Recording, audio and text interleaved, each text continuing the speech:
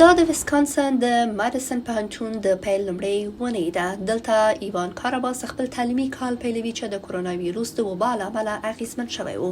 ما له کوره 2 آنلاین صنفونه نیولي وو، دومره ګران نه وو. خو کاراباس وایي د نومبر د ټاکنو څخه 18 ورځې مخکې د جمهوریت غوښتونکي ګوند لپاره په ویسکانسن کې د رضاکاره کمپاینر په توګه یې کار ستونزمن دی.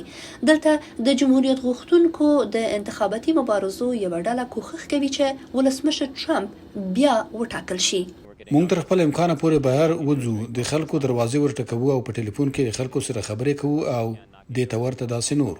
د امریکا د ګوندي ملي غونډې اونۍ وروسته نظر پوښتنې د خلکو ډیر لږ حرکت ښیي، په داسې حال کې چې د ولسمشر پخوانی مرستیال جو بایدن په دې ایالت کې د ولسمشر ټرمپ نه مخکې دی. مونږ هیڅ کله دا تمه نه لرو چې دوی د واقعاً د هغه طرفداري وکړي، په ځانګړې توګه چې اکثریت محافظه‌کاره رای ورکوونکي حتی د ټلیفون له پورته کولو څخه هم ډاریږي چې صادقانه ووایي دوی چاته رای ورکوي. دا به ډیره نږدې سیالي وي. دا به واقعاً په دې پورې تړاو ولري چې څومره رای جلبولی شي. ریانا مکرجي چې د سیاست په ډګر کې د کاراباس مخالف ټیم ته کار کوي، هغه د ویسکانسن پوهنتون د دیموکراتانو د ګروپ مشره وایي چې د وبا په جریان کې د رایو ټولولو کمپاین باید د ټلیفون او ویډیو له لارې تنظیم شي.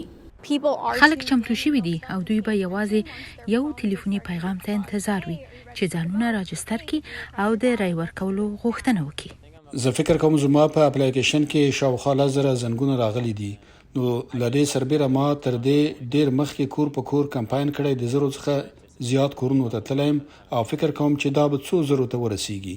په داسې حال کې چې کاراباس او مکرجي دواړه په ویسکانسن کې وروستۍ پیښې مني، لکه په کینوشا ښار کې د کرونا ویروس د خپریدو او ناکراریو په اړه د حکومت غبرګون کولی شي د نظر پوښتنې پایلې بدل کړي، ځکه ټاکنې رانږدې کیږي، خو دا نشي کولی هغه احتمالي رایه ورکوونکي چې دوی ورسره اړیکې ټینګې کړي بدل کړي. زه فکر نه کوم چې تاسو یو نظر پوښتنه وګورئ او هماغسې وي. دا د پردې تر شا او په هیواد کې چې څه پیښیږي په اړه دي. زه دوی ته پام کوم، خو دا موقع نه ورکوم چې زما تصمیم اغیزمن کړي. زه فکر کوم د رای ورکولو سره احتمالي ستونزه په ټاکنو کې د ګډون شمیر دی.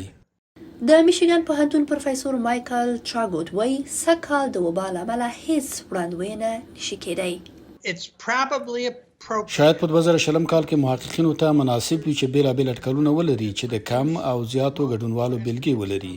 تراګوت دا هم وایي چې د سپینې ماڼۍ لپاره سیالي شاید په 18 ورځو کې پای ته ونه رسیږي، ځکه چې د رای ورکوونکو کارتونه ټولې رای حسابوي چې پوستي رای هم پکې دي. شاید په 2020 کال کې محققینو ته مناسب وي چې بیلابیل اټکلونه وکړي چې د کمو او زیاتو ګډونوالو بیلګې ولري. د ټاکنو ورځ چې د مکرجي او کاراباس لپاره چې دوی د جلا نوماندانو او د مختلفو پالیسیو ملاتړ کوي، دا به د دوی لومړی فرصت وي چې د ولسمشرۍ په ټاکنو کې خپله رایه وکاروي. غاليه رڼا نورستانۍ، د امریکا غږ آشنا ټلویزیون، واشنګټن.